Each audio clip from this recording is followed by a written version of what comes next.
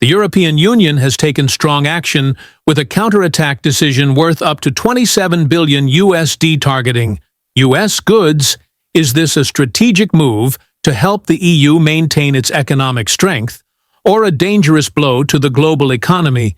Trump's tariff move in 2018, President Trump launched a strong tariff campaign, imposing a 25% tariff on steel and a 10% tariff on aluminum imports into the U.S. The main goal was to reduce the trade deficit and protect domestic industries. However, this move not only affected countries like China and Canada, but also strained the economic relationship between the U.S. and the European Union. The EU, with its strength in steel and metal exports, began to feel significant pressure. From these decisions, Trump argued that this was a strategy to protect America first, but experts believe it was an interference with the principles of free trade. And when major trading partners are affected, a response was inevitable. The EU administration started calculating and preparing for the next steps: EU's $27 billion retaliation, with the U.S. imposing tariffs on products like steel, aluminum, and agricultural goods.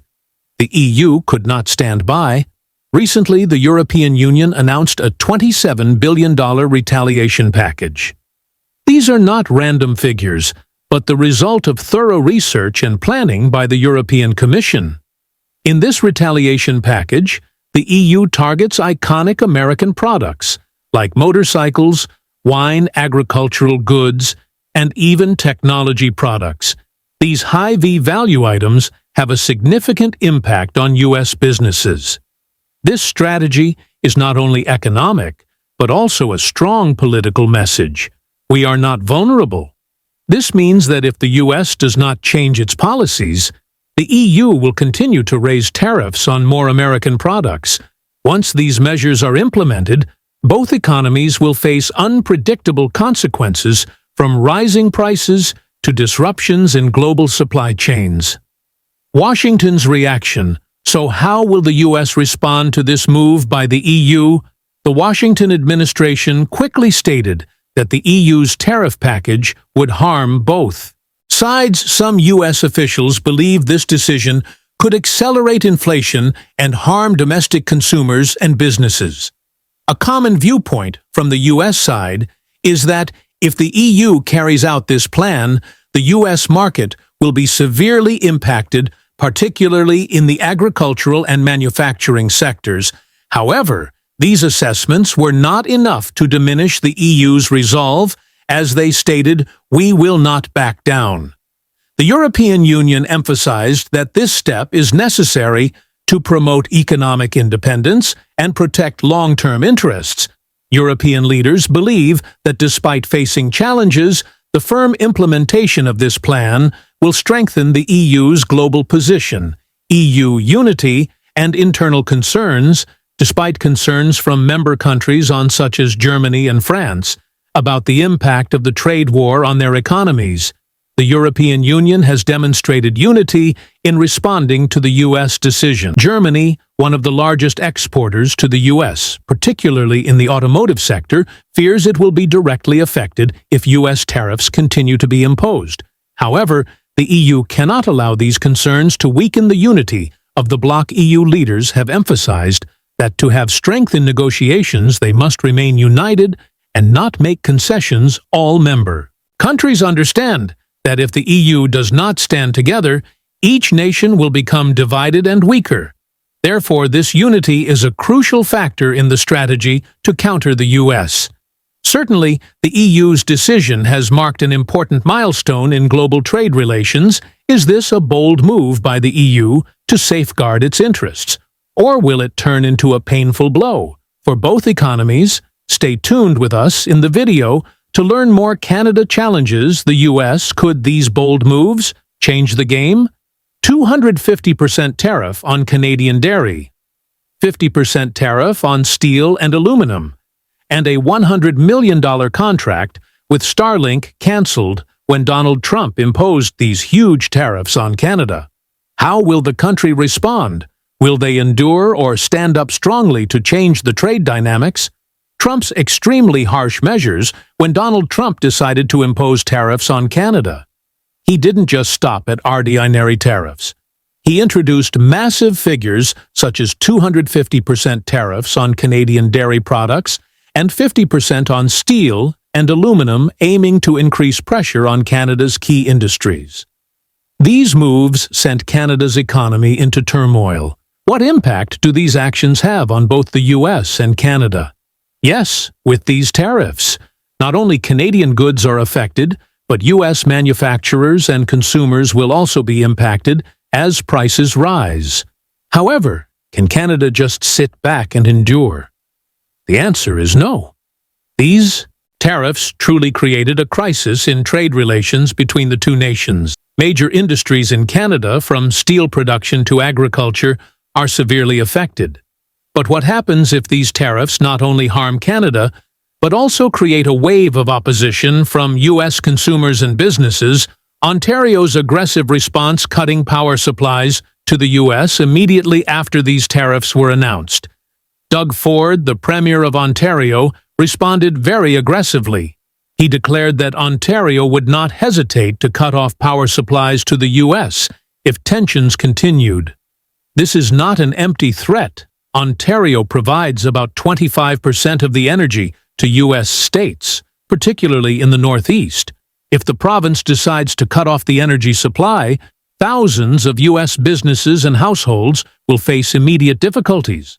This is a powerful economic move that Canada can use to put pressure on the U.S. If Canada follows through with this action, the impact will not be limited to trade. It will extend to the energy sector, threatening to disrupt the daily lives of millions of Americans. And the question is, can the U.S. endure when such a crucial part of its energy supply is cut off? Ontario cancels $100 million contract with Starlink, but Ontario didn't stop at just threatening to cut power. They decided to cancel a $100 million contract with Starlink, Elon Musk's satellite company. This contract was initially signed to provide satellite internet to remote areas of Ontario. But this decision clearly shows that Canada is not afraid to take away economic cooperation opportunities, if necessary, to protect its national interests. Ford didn't hesitate to criticize Musk for aligning with Trump's policies. It's ironic that Elon Musk, someone who once studied in Canada, would now take a stance against the very country that helped him. This further underscores that Ontario isn't just challenging trade policies, but also bringing economic partnerships into the equation. When Musk, who once studied in Canada, chooses to align with a policy that harms the very country that helped him. Ontario is not just canceling a contract, but sending a strong message. We are not afraid to sacrifice economic benefits if it protects our country. And the question is, will Musk face consequences from this decision, using key minerals to apply pressure? Canada isn't just using tariffs or canceling contracts to fight back. They also hold a very powerful weapon. Minerals, one of the key resources Canada can use to put pressure on the U.S., is nickel, a vital material for the U.S. automotive and technology industries. Ontario supplies nearly half of the nickel that the U.S. needs. And if Canada decides to limit the export of this resource, it would pose a significant challenge to the U.S. industrial sector. Can the U.S. cope without nickel from Canada to support its industries? Ford has emphasized that Ontario can use minerals as a strategic tool to affect the U.S. economy. Tightening the export of these important resources will disrupt U.S. companies, forcing America to return to the negotiating table to resolve the trade conflict. This is not just a tariff battle, but a war over strategic resources. Don't take your eyes off this, as many exciting developments are waiting for you. The shocking truth behind the chaotic White House press conference. A White House press conference has sparked widespread concerns, leaving many to wonder what is really happening behind the scenes of this administration. The baseless conspiracy about Biden's pardons. Caroline Leavitt claimed that Biden's pardons might be invalid because they were signed using an auto pen. This is a serious allegation, But does it have any legal basis? The facts: the use of an auto pen has been common practice for years and has been used by previous presidents. There is no law stating that an auto pen signature invalidates a legal document. If this argument were valid, wouldn't it also nullify other executive orders signed in the same manner? Key questions. Why is this argument being raised? Now, what is the real purpose? Could this simply be a way to stir political controversy? Deportations without due process. The administration is carrying out mass deportations of Venezuelans claiming they are gang members. But where is the real issue? Lack of due process. Those being deported are not provided clear evidence, proving they are criminals when asked about the criteria used to determine gang membership. Levitt vaguely responded with intelligence and trust in law enforcement. Why this is concerning no trial, no concrete proof. Only unilateral decisions. If someone can be labeled a criminal based on mere suspicion, could this open the door for wrongful deportations? In the future, even more disturbing, the administration is producing videos of these deportations and calling them fun videos. These visuals resemble propaganda campaigns designed to showcase power, rather than ensure justice, insulting France over the Statue of Liberty, when a French politician expressed concerns that the U.S. no longer represents the values of the Statue of Liberty. Levitt responded with an unexpected remark. It's only because of the United States of America that the French are not speaking German right now. So was this response necessary, or was it simply an attempt to divert attention from more pressing issues? Key questions. Should a government respond to symbolic criticisms in this manner? Is this a sign of America distancing itself from its long-standing allies? A Freudian slip about the role of the Department of Justice. In a notable moment, Caroline Levitt unintentionally revealed something alarming. The slip of the tongue. We want to restore the Department of Justice to fight against law and order. Was this just a simple mistake, or a Freudian slip unintentionally exposing a deeper truth? Why this matters? What does it mean? If the DOJ is no longer independent, could it become a tool for political agendas rather than a protector of justice? Trump's takeover of the Kennedy Center. Another controversial move. Trump appointed himself as chairman of the Kennedy Center and replaced the entire board with his loyalists. The consequences: major donors withdrew their support, and staff resigned en masse. Several artistic programs were canceled. Key questions. Is this truly an effort to restore American culture? Or is it simply an attempt to turn the arts into a political tool? Alina Habba's hypocrisy on human trafficking. Alina Habba, a key figure in the administration, boldly claims she is fighting against human trafficking. But is this claim credible? A major contradiction. Just months ago, Habba appeared in a video praising Andrew Tate, a man accused of human trafficking and exploiting women. Can she be trusted? The bigger question: can an administration claim to combat an issue while having ties to individuals accused of being part of the problem? These events are just the beginning, or are they signs of something even more concerning? What happens next? Stay tuned, there are more shocking revelations ahead. The U.S. has maintained a 25% tariff on Canadian steel and aluminum. In response, Canada imposed retaliatory tariffs worth $2.7 billion on a wide range of U.S. products, disrupting the auto industry, consumer goods, and energy sectors. What are the consequences? Rising car prices, billions lost in the U.S. coal industry, and severe supply chain disruptions. Who will bear the greater losses? Canada, or the U.S.-Canada, has not only responded with tariffs, but has also implemented strategic economic measures across various levels. Government of Canada's countermeasures: 25% tariff on U.S. steel and aluminum, causing an estimated $1.1 billion in losses for U.S. businesses. Tariffs on sporting goods, computers, electronics, and household appliances. affecting $1.6 billion worth of U.S. exports actions taken by Canadian provinces. Ontario banned U.S. liquor from its government-regulated retail system, impacting major brands like Jack Daniels and Jim Beam. Quebec prioritized domestic suppliers in government contracts, reducing reliance on U.S. imports. Alberta diversified its supply chain, seeking imports from the EU, Japan, and South Korea instead of the U.S. The goal: reduce dependence on U.S. imports and apply economic pressure on American businesses. Can the U.S. withstand this economic squeeze?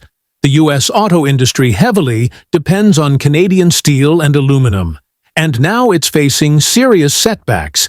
80% of steel and aluminum used in U.S. auto manufacturing comes from Canada. Higher raw material costs could increase the price of a Ford F-150 by $400 to $600. Major U.S. automakers hit hard: Ford, facing $1.2 billion in additional costs per year. If tariffs persist, General Motors GM expected to absorb $800 million in extra costs annually. Tesla could see car prices rise by $1,000 per unit due to increased aluminum costs. Ripple effects on supply chains: over 10,000 jobs in Detroit's auto industry could be at risk. If manufacturers are forced to cut production, consumers will feel the impact, with rising vehicle prices potentially reducing demand and slowing the economy. If the trade war drags on, U.S. car prices could increase by 5 to 10%. In 2025, one of Canada's most damaging moves was blocking U.S. coal exports through British Columbia ports, directly hitting the American coal industry. 11.7 million tons of U.S. thermal coal are exported through Canada each year, valued at over $1.5 billion. 65% of U.S. coal exports to Asia rely on Canadian ports, mainly serving China, Japan, and South Korea. Major consequences: transportation costs could rise by at least 30% as U.S. coal companies search for alternative ports. Losing market share to competitors like Australia and Indonesia, which have lower shipping costs. Montana and Wyoming economies could lose over $500 million per year due to declining coal exports. Wider economic impact: thousands of jobs in the U.S. coal industry could be lost, particularly in Wyoming and Montana. U.S. coal companies face potential closures, leading to financial turmoil in coal-dependent regions. If Canada holds its stance, the U.S. could lose billions in coal revenue. In the coming years, the U.S.-Canada trade war is inflicting heavy economic damage on both sides. The U.S. auto industry struggles with rising material costs. The U.S. coal industry is losing a critical export route to Asia. Canada is aggressively diversifying its supply chain to reduce reliance on U.S. goods. If tensions continue, the U.S. economy could lose tens of billions of dollars in 2025. Who do you think will suffer more, Canada or the U.S.? Don't leave yet. The following information may be useful to you. Have you ever imagined that a tax war between the U.S. and Canada could drive up food prices, disrupt the tourism industry, and even push Alaska's economy to the brink of collapse? Trump signed an executive order imposing a 25% tariff on imported goods from Canada. The goods affected include steel, aluminum, and other industrial products. The stated reason is to protect U.S. industries from unfair competition and address issues related to drug smuggling through the northern border. However, these measures are not simple. The U.S. is not only confronting Canada, but now this war has entered a new phase, directly threatening Alaska's economy, which heavily relies on trade routes through Canada. Immediately, Canada responded strongly, following a $4 approach. Will be imposing as of 12:01 a.m. tomorrow, March 13, 2025, 25% reciprocal tariffs on an additional $29.8 billion of imports from the United States. Canada imposed a $30 billion U.S. retaliatory tariff on U.S. goods.